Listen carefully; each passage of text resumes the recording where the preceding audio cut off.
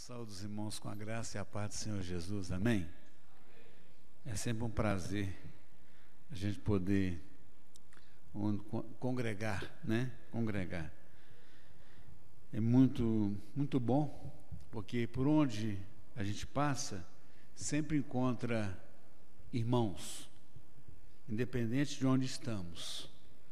E sempre lembramos que neste momento, os irmãos em diversos lugares, não só de Anápolis, não só de Goiás, estão reunidos para louvar e engrandecer o nome do Senhor, né? Eu lembro de uma pregação, de um pedido que eu fiz para o pastor Jesus, sempre a gente lembra disso, né, pastor Jesus? Eu pedi uma oportunidade uma vez para cantar, e quando o povo entrou, achou que estava tendo uma missa aqui na música que eu cantei, né? Mas hoje eu prometo que hoje eu não vou cantar, não. Se tiver tempo, né? Se a pregação não for muito demorada, tem um hino que eu gostaria de cantar, isso sim. Um hino muito, mas esse é do cantor cristão, né? Esse pode cantar, né? Esse é do cantor cristão. Do cantor cristão pode cantar, não tem problema, né? Não tem problema. Muito bem, nós estamos ali na região Calunga e é um prazer a gente sempre estar aqui, sempre poder estar aqui com os irmãos. E eu até lembrei, pastor, da última vez, eu tinha que contar um caso, não contei, né? Não contei, né? Não contei, um caso para lembrar. No último velório que eu tive na região Calunga, voltávamos e passávamos para uma montanha, aquela que nós descemos ali na serra, tem uma montanha que chama Morro da Vaca Assombrada.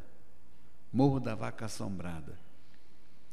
E o calungueiro me contava, o seu Domingos me contava que naquele morro tem uma vaca que de noite fica mugindo e o vaqueiro fica tocando essa vaca, mas ninguém vê essa vaca. Ninguém vê essa vaca. Já fiquei assim um pouco cabreiro, né? Tá. Aí passou mais um pouco, ele me falou assim, Sodonias, que ele me chama de Sodonias, né? Sodonias, e ali no pé daquela serra tem um curral de pegar veiaco. Eu disse, meu Deus, o que é isso? Curral de pegar velhaco. Porque vaca assombrada, morro assombrado, agora curral de pegar velhaco, deve ser pegar vaca assombrada, né? Pensei uma coisa. Eu falei, seu Domingo, o que é curral de pegar velhaco? Sodonias, é cemitério. É cemitério.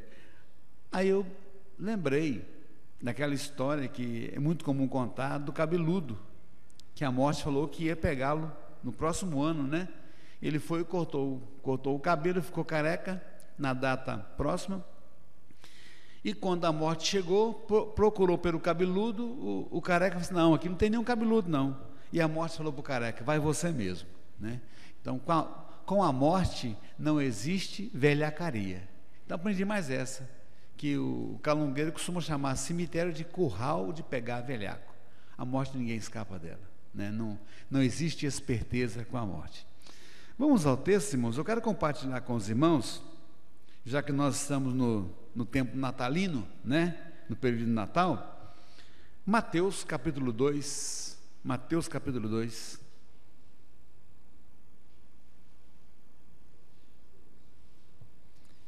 Mateus capítulo 2, do verso 1 ao verso 12. Mateus capítulo 2, do verso 1 ao verso 12.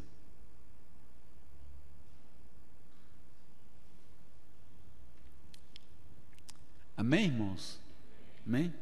Diz assim o texto: E tendo nascido Jesus em Belém da Judéia, no tempo do rei Herodes, eis que uns magos vieram do Oriente a Jerusalém, dizendo, onde está aquele que é nascido rei dos judeus?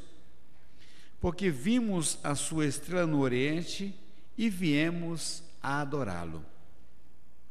E o rei Herodes, ouvindo isto, perturbou-se e toda Jerusalém com ele. E congregados todos os príncipes dos sacerdotes E os escribas do povo perguntou-lhes onde havia de nascer o Cristo. E eles lhes disseram: em Belém de Judeia, porque assim está escrito pelo profeta: e tu, Belém, terra de Judá, de modo nenhum és a menor entre as capitais de Judá, porque de ti sairá o guia que há de apacentar o meu povo de Israel. Então Herodes, chamando secretamente os magos, inquiriu exatamente deles acerca do tempo em que a estrela lhes aparecera. E enviando-os a Belém, disse: ide e perguntai diligentemente pelo menino, e quando o achardes, participai-mo, para que também eu vá e o adore. E tendo eles ouvido o rei, partiram, e eis que a estrela que tinham visto no oriente ia adiante deles, até que, chegando, se deteve sobre o lugar onde estava o menino. E vendo eles a estrela, alegraram-se muito com grande alegria. E entrando na casa, acharam o menino com Maria sua mãe, e prostrando-se o adoraram. E abrindo os seus tesouros, lhe ofertaram dádivas, ouro, incenso e mirra. E sendo, por divina revelação, avisados em sonhos, para que não voltasse para junto de Herodes, partiram para a sua terra por outro caminho. Senhor Deus de bondade e de misericórdia, nós estamos diante do Senhor.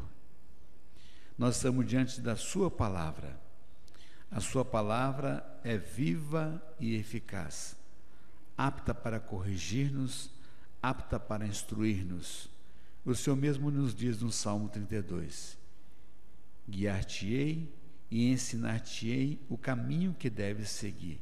Não sejais como o burro e como a mula, que precisa de cabresto e freio. Ó Senhor, mas muitas das vezes nós temos o conhecimento, mas nos falta o entendimento para colocar em prática o que conhecemos. Então, Senhor, nós não só queremos conhecer a Tua palavra, nós não só queremos saber interpretar a Tua palavra, mas nós também queremos viver a Tua palavra. Então, que o Teu Espírito Santo tenha liberdade de ação no nosso meio, que o Teu Espírito Santo venha agir em nós, limpando o que é sujo, quebrando o que é duro, aquecendo o que é frio, transformando-nos, que nós saiamos daqui não como temos entrado, mas diferentemente, inconformados conosco mesmos, inconformados porque às vezes a palavra ela vai nos impactar, ela vai nos incomodar, e com desejo também de sairmos daqui, com desejo de ter uma mudança de vida, de acordo com o que a Tua palavra nos falar. Então, Senhor, oratória nós não temos, capacidade intelectual de convicção também nós não temos, mas temos o Espírito Santo que pode nos convencer. Então, o Espírito Santo tem liberdade de ação no nosso meio, é o que nós te pedimos ao meditarmos a Tua palavra, em nome de Jesus. Amém. Eu pediria, se fosse permitido, que aqueles cantorzinhos que estivessem ali, se pudesse ser colocado. Eu gostaria de nós compartilharmos um hino. Se o Wilson também puder, dá para acompanhar, Wilson? Hã? Dá para acompanhar? Pode ser em dó menor, viu?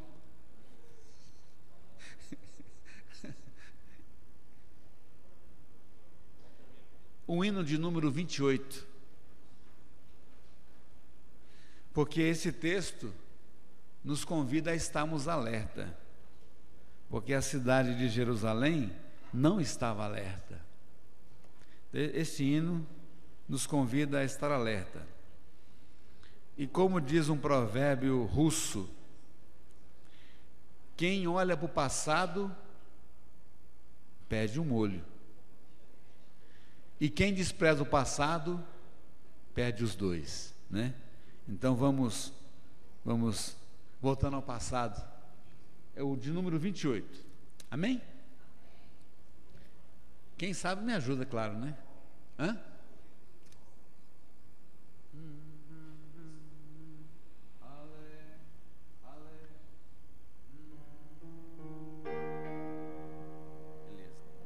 Alerta, ó terra, entoa o canto que ressoa, o mundo pecador tem grande sorte boa, a nova se vos dá, e quão alegre soa, nasceu o Redentor. Nasceu o Redentor, nasceu o Redentor, o eterno Pai do céu, seu Filho ao mundo deu. Alerta, ó terra, entoa a nova, alegre e boa, nasceu o Redentor. A noite já passou, a aurora já raiou, o negro e denso véu de todos se rasgou. Dos montes através o brado ressoou, nasceu o Redentor. Nasceu o Redentor, nasceu o Redentor, o eterno Pai do céu, seu Filho ao mundo deu. Alerta, ó terra, entoa a nova, alegre e boa, nasceu o Redentor. O Rei da paz num berço humilde jaz, nas asas desse amor conforto a todos traz. Dizei em alta voz que Cristo satisfaz, nasceu o Redentor. Nasceu o Redentor, nasceu o Redentor, o eterno Pai do céu, seu Filho ao mundo deu. Alerta, ó terra, entoa a nova, alegre e boa, nasceu o Redentor. Ó gozo divinal, amor celestial, quem pode te sondar ou ter um outro igual? Posso eu da morte réu gozar ventura tal, nasceu o Redentor. Nasceu o Redentor, nasceu o Redentor, o eterno Pai do céu, seu Filho ao mundo deu. Alerta, ó terra, entoa a nova, alegre e boa, nasceu o Redentor. Ó povos, exultai, nações, ó jubilai, eis finda toda dor, jamais se dá um ai. A Virgem deu a luz, a Deus glorificai, nasceu o Redentor. Nasceu o Redentor, nasceu o Redentor, o eterno Pai do céu, seu Filho ao mundo deu. Alerta, ó terra, entoa a nova, alegre e boa, nasceu o Redentor. Amém, aleluia, glória a Deus. Muito obrigado os meninos por nos acompanhar, os meninos não, né? Os jovens, né? Nos acompanhar. Glória a Deus. Irmãos, Parece que quem está de fora observa melhor as coisas, os acontecimentos. Não faz muito tempo, já tem umas 2 semanas mais ou menos, nós tivemos uma reunião lá na região Nordeste, vários membros da sociedade, do empreendedorismo, lá do Sebrae. Tinha um palestrante que veio do Ceará, o nome dele é Cícero, cearense, né? Mas o homem falava com uma desenvoltura que encantava a gente. E é para dizer o seguinte, que para despertar em cada região o potencial que a região tem. O potencial. Porque ali na nossa região ali, isso é comum, é de conhecimento, que quando lá dá muito caju, né? Tem um caju do cerrado e aquele caju de mesa, né? Que a gente compra na cidade grande. Mas a gente não precisa plantar. Eu tentei plantar do caju, não nasceu. Mas um dia chupei caju, joguei para lá, o caju nasceu, né? E dá com abundância lá em casa. Dá com muita abundância. Em todas as casas. Manga, então, lá perde. Piqui, nem se fala. Nem se fala. Então, fruta ali é a região muito rica. Eu não esqueço nunca, quando o irmão Benedetti esteve lá, logo no início, ele falou assim, o potencial dessa região aqui é frutas. Quem descobrir e dar um pontapé inicial, vai ter um ganho muito grande. Então, é raro a gente não ver os jovens, ou as pessoas mesmo, coletando essas mangas ou caju e pondo no meio da pista para vender. Não vê, não tem esse estímulo. Aí esse senhor, ele contou a experiência dele, lá na região onde ele estava. Ele fazia parte da administração do governo, e convidaram ele para dar uma palestra numa região, que Teresina, em relação àquela região, é muito rica. Acho que aquela região chovia, se chovia era uma vez por ano. Uma região seca, mas seca. Ele chegou e perguntou para o povo assim, o que é que vocês precisam aqui para desenvolver? Para ganhar dinheiro? Nós precisamos chuva. E ele falou assim, não vai ser isso não.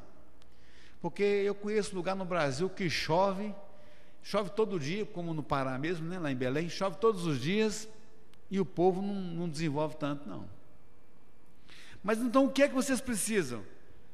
Nós precisamos de dinheiro. Eu conheço gente que tem dinheiro demais em outros lugares do Brasil, e a região é a mesma coisa. Aí ele foi perguntando, né? Tudo que o povo respondia, não é isso não. Agora, o que vocês têm bastante aqui? Nós temos bode. Bode, nós temos muito bode. Mas o que poderia fazer com esse bode? O que poderia a partir desse bode? Resumindo, ele foi trabalhar na cabeça do povo. Hoje é a região, como é que eu vou dizer? É a maior produtora de leite de cabra do Brasil. Produz queijo de cabra, que é uma beleza. Diz que o leite de cabra, até para quem tem problema de lactose, né, ele não traz problema, né? Resumindo, a região cresceu tanto, que não foi só uma cidade, foi toda a região, que o povo começou até a querer pensar em emancipar. Aí veio não só essa produção com os caprinos, veio hospitais, veio escolas, veio faculdade. A região progrediu, cresceu muito a região. Aí ele contou a experiência de outra região, onde está hoje o pastor Francisco, lá em São Benedito. Veio um gaúcho e percebeu que o clima de São Benedito é o mesmo clima de uma região no México, grande produtora de rosas. E conseguiu colocar na cabeça do povo essa visão, e o povo entrou. Hoje eles estão construindo um aeroporto, uma pista de pouso, para exportar rosas. que são as rosas mais preferidas, não só no Brasil, pelo formato, pelo tempo de durabilidade. Era uma região que estava na miséria. Aí ele foi contando as experiências, né? As experiências. Aí alguém levantou e reclamou, mas aqui em Alto Paraíso, que é perto da nossa região, lá na Chapada, lá está chegando muita gente de fora, está invadindo, e lá o comércio está crescendo, o turismo está crescendo, mas gente de fora. Mas é claro, os da cidade, não, mas aqui não dá nada, aqui não produz nada, aqui perde tudo. Então ele falava assim, tem que ver o potencial que existe, investir e começar. Tem que ser vocês mesmos, não vão esperar de governo, não vão esperar de prefeitura, que prefeitura não é para isso não. Vocês têm que se unir, para incentivar o povo, né? E aí, com relação aos caprinos lá, ele falava também o seguinte, que lá o povo não comia carne de bode, porque bode era comida de pobre, era comida de pobre. Então o povo via os ricos comendo carne de gado, né? E o que eles fizeram? Aí arrumaram um taxista, um barbeiro e um fofoqueiro para esparramar que carne de bode é boa, carne de bode levanta o moral do homem, né? É afrodisíaca. Não deu para quem quis. Então a produção lá é muito grande hoje, né? Quer dizer, ele ensinando os meandros para estimular, mas teve que vir gente de fora para estimular. E geralmente é assim nas cidades. Chega um visitante ou para passear, vê o potencial da cidade e começa a investir. E às vezes os da cidade, não, mas isso não dá certo, não tem futuro. Mas não investe também. Não investe também. Por que eu estou contando tudo isso? O que tem a ver com os magos, pastor? O que tem a ver com os magos? Os magos também, eles foram avisados de longe por um acontecimento que estava acontecendo em Belém, estava acontecendo no meio do povo de Deus, e o povo de Deus sabia, pior que sabia, o povo de Deus sabia, os doutores da lei sabiam, os escribas sabiam.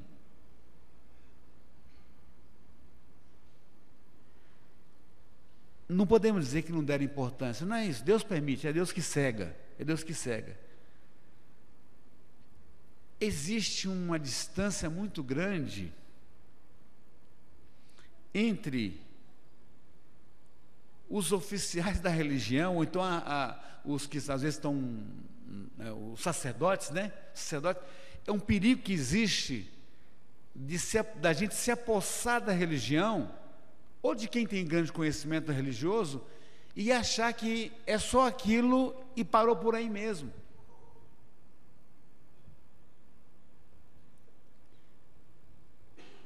Os que vivem completamente afastados dos meios da graça, costumam usar a máxima diligência e aprendem a conhecer o máximo de Cristo e de sua salvação. A gente vê isso com os convertidos. Momentos aqueles que estavam lá no fundo do poço, bem no fundo do poço, quando é alcançado pelo Senhor Jesus, deixa a gente para trás, a gente que se acha religioso, fica até envergonhado. Ou, às vezes também nós dizemos, eu quero ver até onde vai essa fé, eu quero ver até onde vai essa religiosidade, eu quero ver até onde vai essa convicção. Quer dizer, a gente estacionou no tempo, não progrediu na vida de intimidade com Deus, quando vê o outro nos ultrapassando, em vez de querer fazer uma introspecção, fazer uma reflexão, pensar onde é que eu parei, onde é que eu estou errando, a gente começa a querer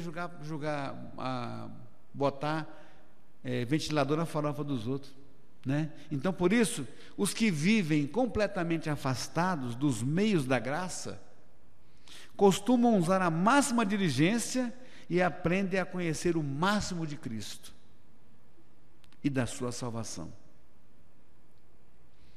Agora, nós conhecemos, nós sabemos, o povo de Deus naquele tempo também sabia, tinha entendimento do tempo, do que iria acontecer. Tanto que quando os magos procuram o rei Herodes, ele fica assustado, mas como bom diplomata, eu não estou entendendo muito bem disso, mas eu vou perguntar quem entende disso. Que procura os escribas, e é que eles dizem, não é em Belém da Judéia, porque assim está escrito pelo profeta, e tu, Belém, terra de Judá, de modo nenhum és a menor entre as capitais de Judá, porque de ti sairá o guia que há de apacentar o meu povo de Israel. Sabia até a cidade que seria.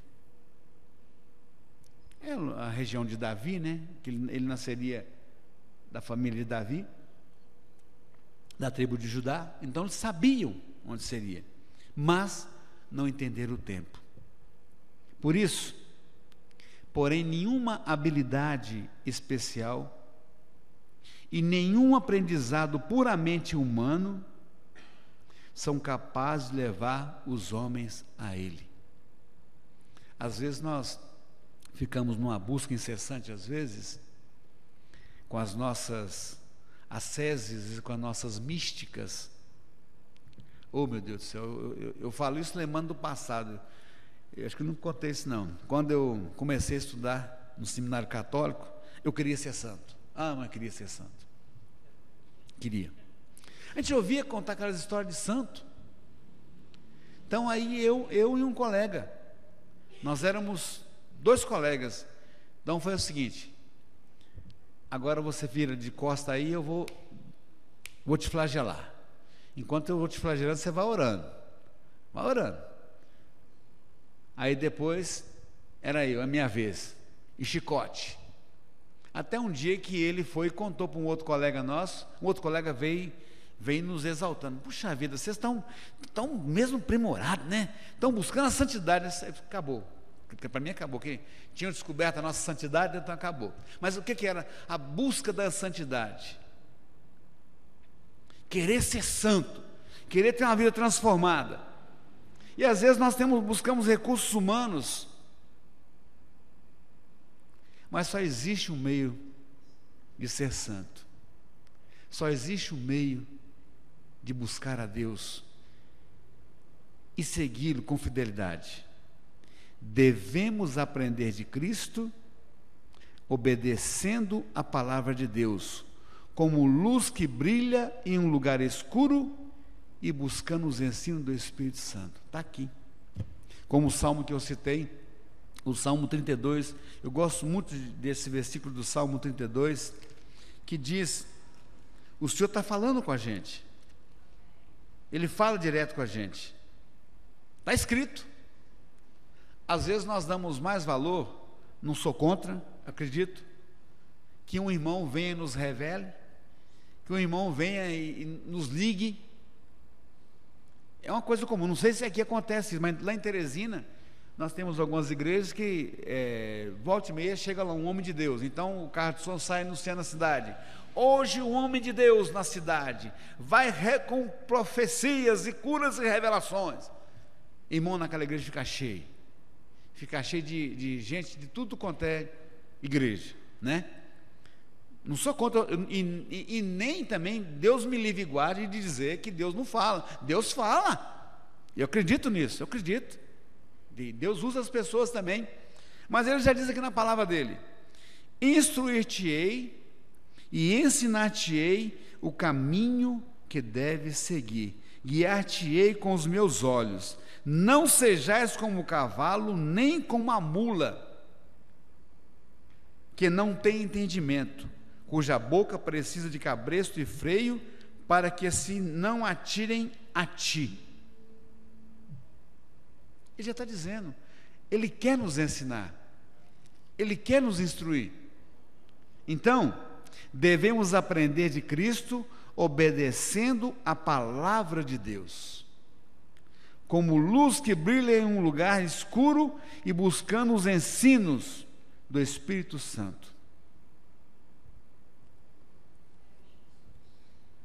Ainda que Herodes fosse muito velho e nunca houvesse mostrado afeto por sua família, e sendo provável que ele ia viver até quando nascesse, quando Jesus crescesse, tomasse posse, né, do seu trono, ele ficou perturbado com essa notícia. Ficou perturbado. Um rival. Está surgindo um rival. Porque nós, pelo contexto aqui, nos dá a entender que essa viagem durou no mínimo uns 2 anos. Porque Herodes pergunta, quanto tempo foi mais ou menos? Pelo depois da posição que ele tomou, mandou matar as crianças de 2 anos para baixo, né? Mandou matar as crianças de 2 anos para baixo. Então, uma viagem que durou mais ou menos uns 2 anos. Ele falou, como?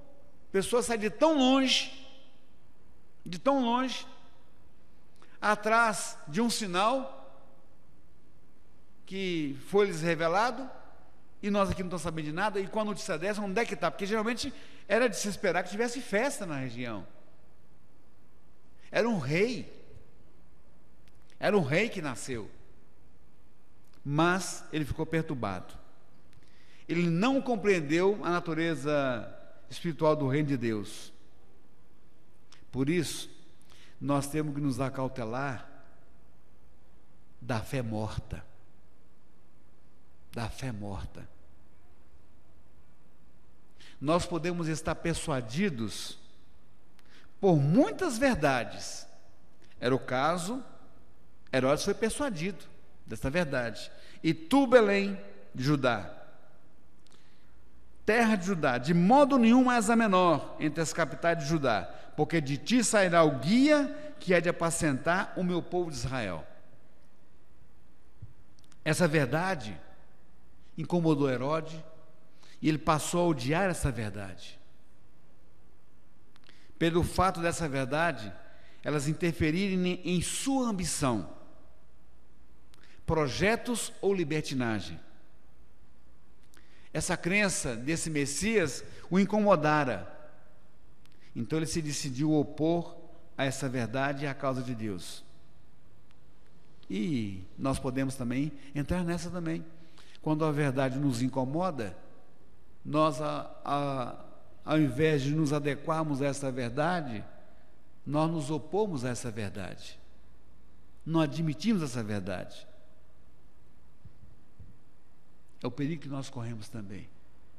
É o perigo de opor-se a essa verdade. Sabermos da verdade, conhecermos a verdade, mas odiar essa verdade.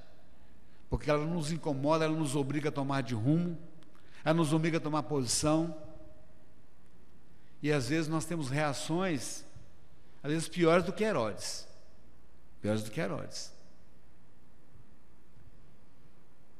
E os magos vão, quando saem na cidade, como sabemos o fato, a estrela, que olha como Deus é misericordioso, e talvez até para suscitar ciúme naquele povo, como de fato. A estrela some quando chega a Jerusalém. Por isso que os magos acharam que era em Jerusalém. Mas depois que eles saem de Jerusalém, o sinal aparece de novo. Jerusalém, gente. Quem já esteve lá, nunca tive, né? Mas tem uma coisa, esses templos suntuosos, quer queira ou quer não queira, mexe com a gente. A gente acha que por causa da suntuosidade do templo, o Deus ali é mais forte. O Deus ali age mais. É o poder da religião, né? É o poder da coisa externa, daquela impressão que não, ali tem mais poder.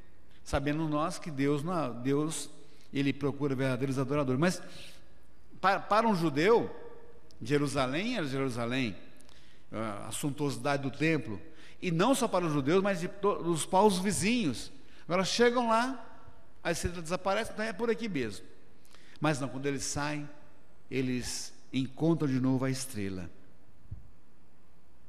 Ninguém sabe, tão bem quanto o gozo sentiram estes sábios ao estar à estrela.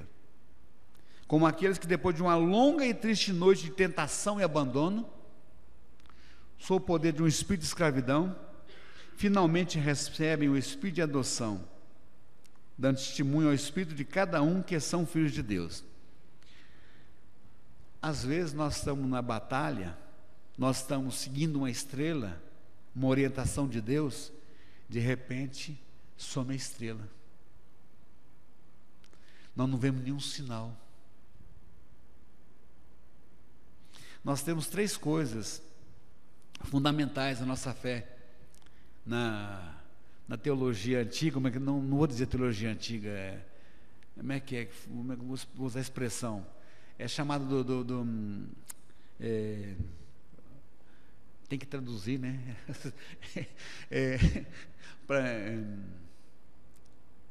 As virtudes teologais, né? Antigamente até em vestibular caia isso, né? As virtudes teologais. As virtudes teologais são 3: a fé, a esperança e o amor. Chamado gonzo. O gonzo que nos sustenta. Sabemos que a fé vai passar, que a esperança vai passar, mas o amor vai ficar. Só que essas 3 sofrem embate. A fé, ela sofre o embate da tentação. A esperança sofre o embate da tribulação. E o amor sofre o embate da ofensa. A tentação, às vezes, quando é demais, a fé, a pessoa, já que não estou aguentando mesmo, e chuta o pau da barraca. A esperança também, quando a tribulação é demais, ela se esvai. Não é à toa que o Senhor fala que se o Pai não abreviar os tempos, a fé de muitos vai se esvair. Agora, o amor é ofensa. E a ofensa, às vezes, não é de pessoas que nós esperávamos ofensa, mas pessoas que estão perto de nós, os mais queridos. Por isso a nossa fé, ela tem que ser maior do que a tentação, a nossa esperança maior do que a tribulação e o amor maior do que a ofensa. E aqui, os magos tiveram uma tentação muito grande de desanimar na caminhada. Aqui era o lugar onde o rei deveria estar, onde o menino Deus deveria estar, não está, e até o povo não está nem se manifestando. Quem somos nós, vindo de longe, para achar esse menino? Mas não desanimaram, não desanimaram. Às vezes, quando nós estamos no caminho da fé, surge algum obstáculo, e não vemos ânimo de ninguém ao nosso redor, mas alguém nos dá uma luz, e às vezes não vou cruzar os braços e desanimamos, mas não, devemos continuar avante, porque a estrela vai brilhar, a estrela vai mostrar o caminho de novo, como mostrou. Então, esses magos não desanimaram diante do desaparecimento da estrela, não desanimaram diante da frieza como foram tratados por Herodes, não desanimaram diante da indiferença do povo de Deus, mas Deus estava trabalhando no coração deles, Deus estava fortalecendo a fé deles. E nós quantas vezes, às vezes, queremos justificar a nossa falta de fé devido às circunstâncias que nos cercam. Essas coisas acontecem quando nós estamos na caminhada, já caminhamos bastante, e aí ficamos meio fazendo comparações. Ao passo que quando nós éramos jovens na fé, quando estávamos no início da fé, podia cair meio mundo que nós não estávamos nem ligando, que nós estávamos naquele chamado primeiro amor, e esse amor deve continuar, porque a estrela, ela continua a brilhar. Às vezes não é no meio onde nós estamos, mas ela continua a brilhar, Deus continua a nos guiar, Deus continua a nos mostrar o caminho. Então esses magos vão diante dessa desilusão primeira que eles tiveram. Podemos pensar então que essa desilusão foi para eles quando o impacto, se era um rei, deveria estar num palácio, mas não. E interessante, eu lembrando como um rei é tratado, me fez lembrar quando o povo de Deus pediu um rei. E Deus falou: olha, o rei vai exigir isso, aquilo e aquilo outro. Vai levar os vossos filhos, vai levar o melhor de vocês, ele vai ter que ser bem tratado. Mas o povo diz: não, nós queremos um rei. Então, um rei, sabemos que um rei é bem tratado. Ele tem todo o seu século, tem toda a sua é corte ou coorte? Corte, né? Toda a sua corte.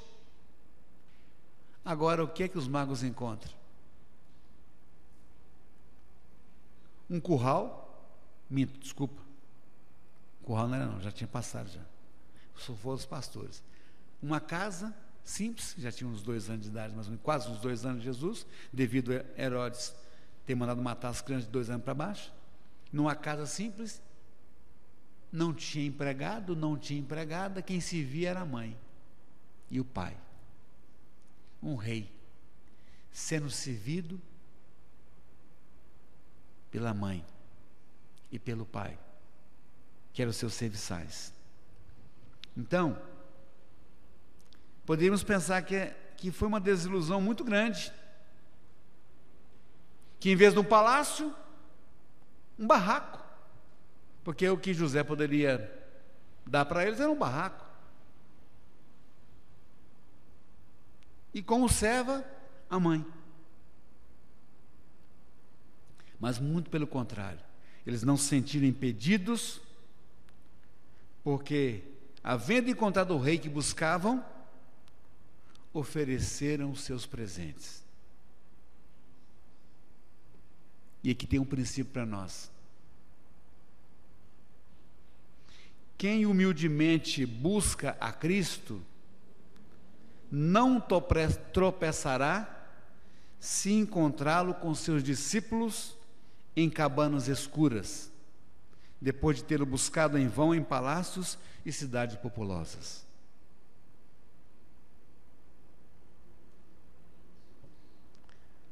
Ontem nós estivemos visitando a mãe da Beth. Muitos dos irmãos conhecem a Beth, né?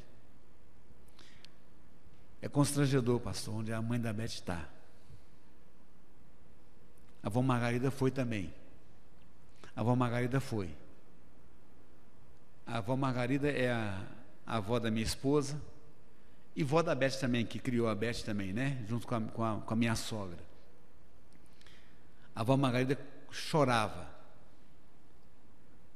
Um lugar mesmo simples demais, e ainda o patrão querendo mandar eles embora dali. E ela trabalhou mais de 30 anos sem carteira assinada, sem nada. Uma pobreza mesmo extrema, mas simples. A família é como a Beth, tem que bater o ponto 5h30, mas fica no civil até às 7 horas, 8 horas. Mas e a hora extra? Não tem hora extra, não, eu fico lá para adiantar o serviço para amanhã e tudo. Mas numa simplicidade, mas numa pobreza. Assim, Jesus também foi encontrado. Então, quem humildemente busca a Cristo, não tropeçará se encontrá-lo com seus discípulos em cabanas escuras, depois de ter buscá-lo em palácios e cidades populosas. Nós deveríamos ter a vontade de buscar a Cristo para adorá-lo.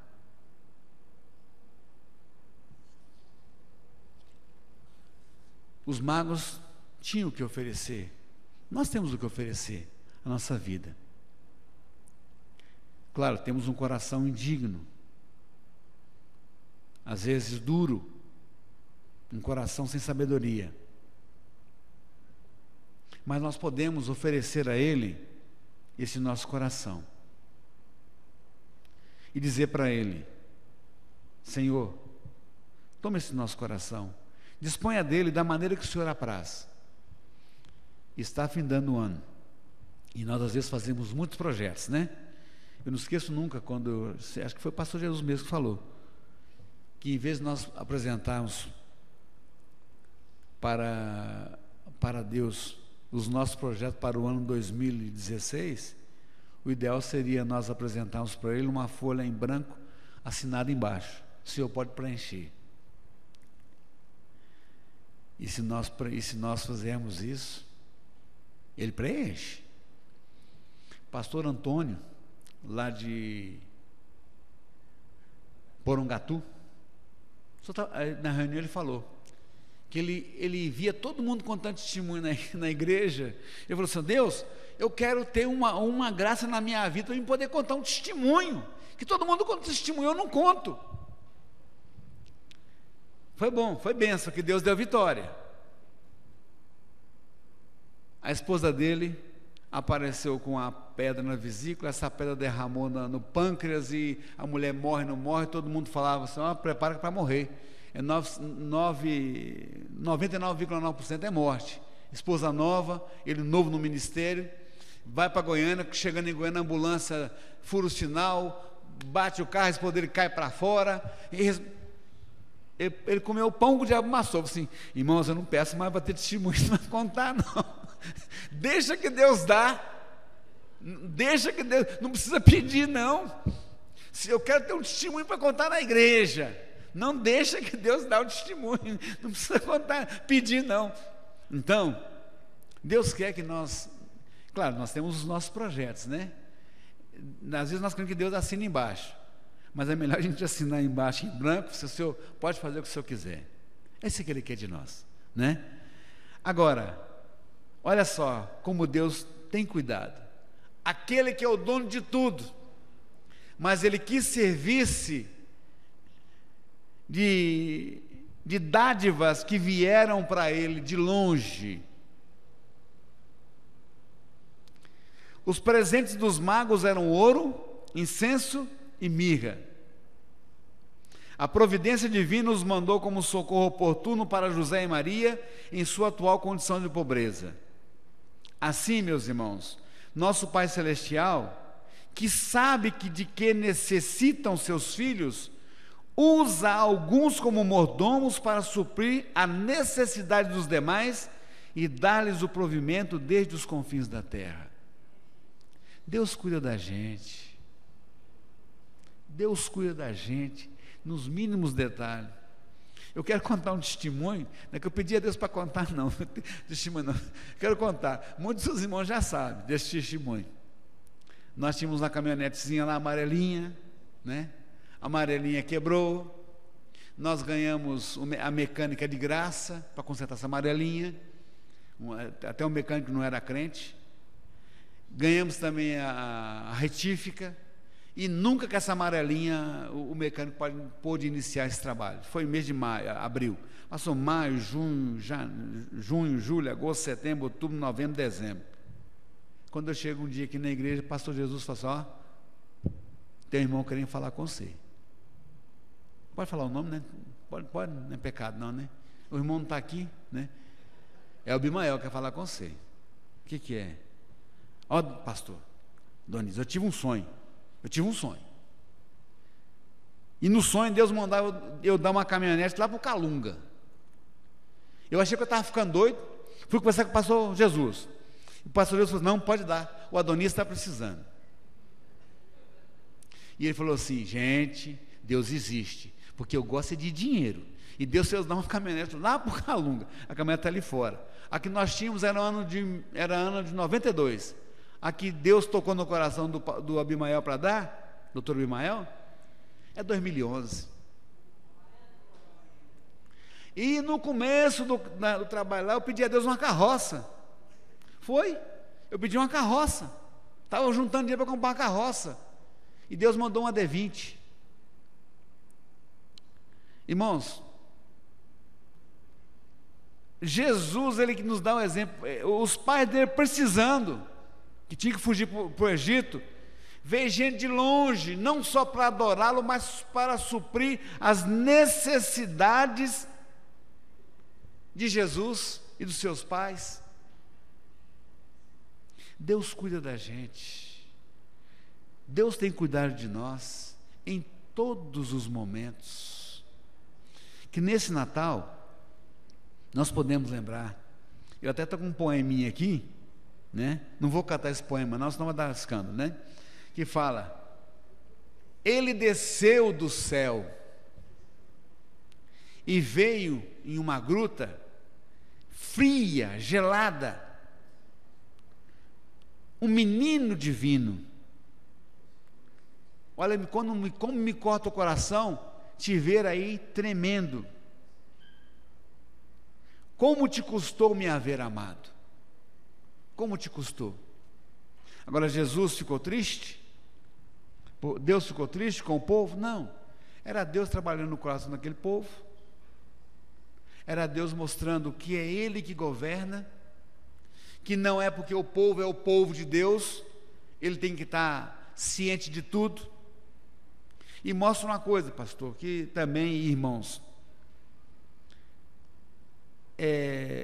não sei se eu vou falar heresia, mas acho que não é heresia. Não. Se for falar heresia, então você pode me corrigir. Mas tem uma coisa, Deus, Ele brinca com a gente. Ele usa quem Ele quer, da forma que Ele quer, do modo que Ele quer, a hora que Ele quer, que deixa a gente até abestado. Sim, porque, gente, então às vezes se aparecer alguém com algum questionamento, alguma coisa te orientando, você nem sabe quem é Deus. Se você não está entendendo, Deus, me dê discernimento, eu não estou entendendo, o que o Senhor está querendo me dizer? Porque Deus fala, Ele usa quem Ele quiser, porque Ele está acima da religião, Ele que governa tudo. E uma coisa não podemos esquecer, como eu disse bem no começo, né? Bem no começo, devemos estar sempre com esse aprendizado, buscando, devemos aprender de Cristo, obedecendo a palavra de Deus, como luz que brilha em um lugar escuro e buscando os ensinos do Espírito Santo. É a nossa estrela. É a nossa estrela. Às vezes, quando a tribulação está muito grande, a luta está grande, a fé se esvai, enfraquecendo, não vemos luz para o lado nenhum, mas a palavra de Deus nos orienta. Que nós possamos, então, neste Natal, buscar cada vez mais de Deus, que Ele renove em nós. Que é um clima, claro, o clima é clima de festa e tudo isso, mais do que essa festa, com essa festa, um renovo espiritual. Que Jesus venha falar bem no fundo do nosso coração e que venha nos dar essa preocupação de fazê-lo conhecido, mas mais do que isso, fazer-se conhecido dele, ter intimidade com ele. Vamos orar?